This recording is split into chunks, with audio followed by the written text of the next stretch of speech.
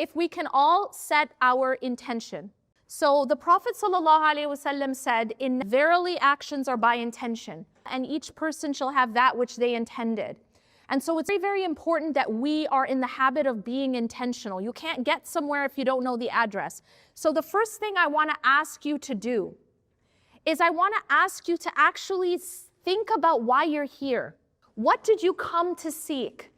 What do you hope to take home with you today? I want you to become clear on what that is. Maybe you weren't clear, but I want you to take a few moments and become clear on it.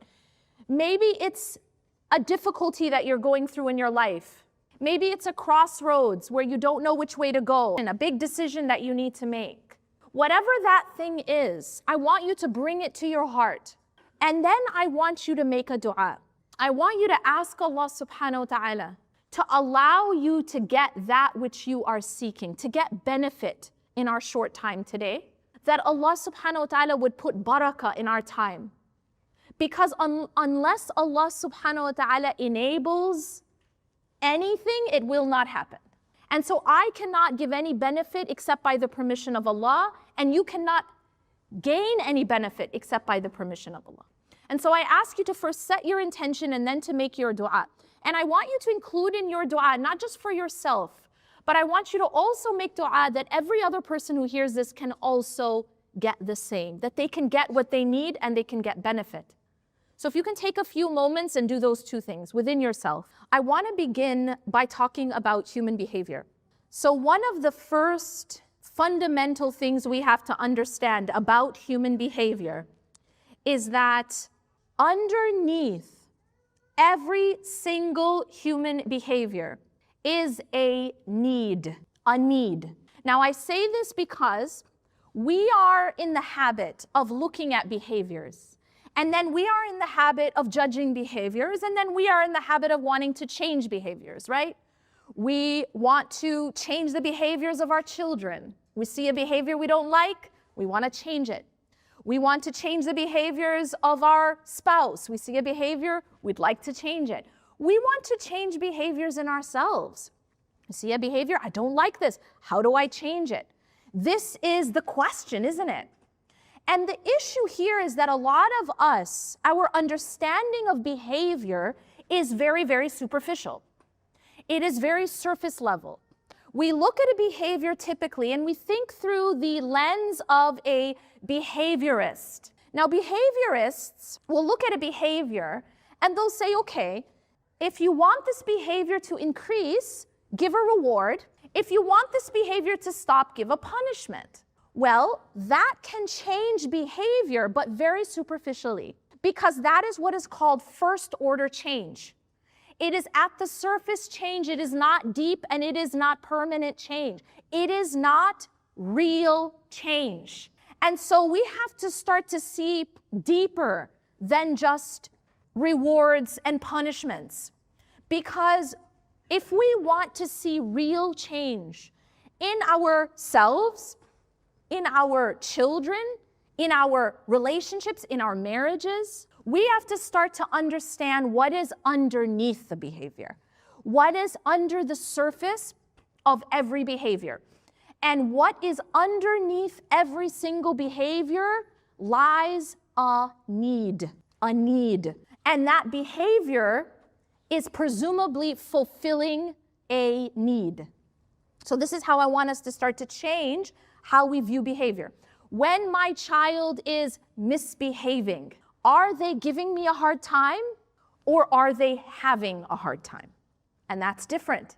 We have to start to look at our own behaviors. Even if we take something like sinful behavior, things like alcoholism, drugs, porn addiction, gambling, whatever it is, underneath the behavior, underneath the sin, is a need that that person is using that sin to fulfill.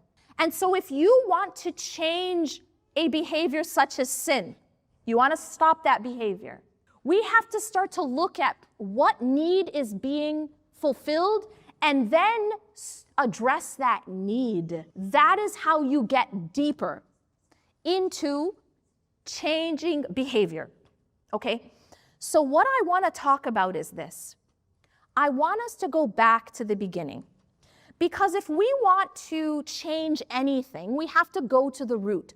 And this is one of the things I want to get you to think about, is how can I look deeper? When there's a problem with the fruit on a tree, say the fruit is rotten, am I going to treat the fruit, or where do I treat? I have to treat the roots. I have to treat the soil. I can take that fruit that's rotten, but I can't fix it at the fruit. I have to fix it at the root. That rhymed. Similarly, when we look at our struggles, when we look at our community, and we start to understand what are the things that we are struggling with. Well, I go through, and I have the opportunity to meet Muslim communities all over the world. And I like to ask that question. What are the struggles you're dealing with in your community? Whether that is in South Africa, Malaysia, the UK, different parts of Europe, New Zealand. And the question always brings about similar answers. Well, we're struggling with domestic violence. We're struggling with problems in our marriages. The divorce rate is increasing. Our children are rebelling. Some of them are even leaving Islam. We're struggling with our mental health. We're struggling with our spiritual health. Now, when I look at all of these struggles, what you will find is they have a common denominator. Now we're not looking at the fruit, we're looking at the root. We're looking at the soil. And that common is trauma. Now, we hear this word a lot. What does it mean? I will give you a very sort of umbrella definition of trauma. We often misunderstand trauma. So an event is a traumatizing event. So something that happened to you, that is the traumatizing event. Whether that was abuse or abandonment, whether that was physical, emotional, verbal, sexual abuse. But a trauma can also come, so trauma can come from something bad that happened to you, but trauma can also come from the things that didn't happen to you, from the things that you needed and you did not get. So trauma can be someone comes and punches you, that can cause trauma. But trauma can also be that someone starves you, that someone deprives you of your essential needs, such as food, oxygen. That's also a trauma, right? And so when we look at human needs, we find that human beings are full of needs. Allah subhanahu wa ta'ala created us a big ball of needs, okay? We have physical needs. As I mentioned, we have the need for oxygen, we have the need for food, we have the need for water. But we also have emotional needs. We have the need for safety. We have the need for belonging. We have the need for acceptance. We have the need for unconditional love.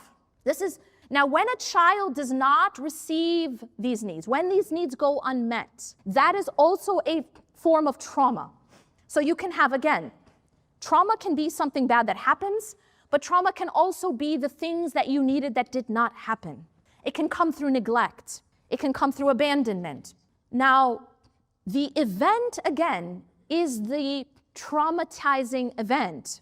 But what actually causes the trauma itself is experiencing the traumatizing event alone. And you see this, for example, there was an interview that was done by one of the trauma experts of our time named Dr. Gabor Mate. Now, he was speaking to two different podcasters, and he asked them both the same question. They both had experienced different types of traumatic events in their childhood. One of them had been abused as a child, the other was bullied in school. And so he asked both of them the same question. He said, when you experienced that traumatizing event, whether that was the abuse or that was the bullying, who did you go to? Who did you turn to? And both of them gave the same answer, no one. I had no one to turn to. And he said, that is the trauma. It is not just what happens to us. But it is what happens to us that we end up dealing with alone that deals to the trauma. And I hear this story far too many times than I can even count, that there are people who, as children, they experienced abuse and they went to a caregiver, they went to a parent, they went to a loved one, and they told them about what had happened.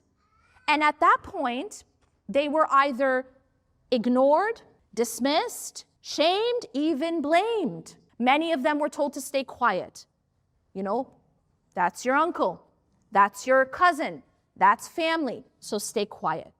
That is the trauma. That is the secondary trauma, but that being alone in the traumatizing event actually is what caused the deep trauma.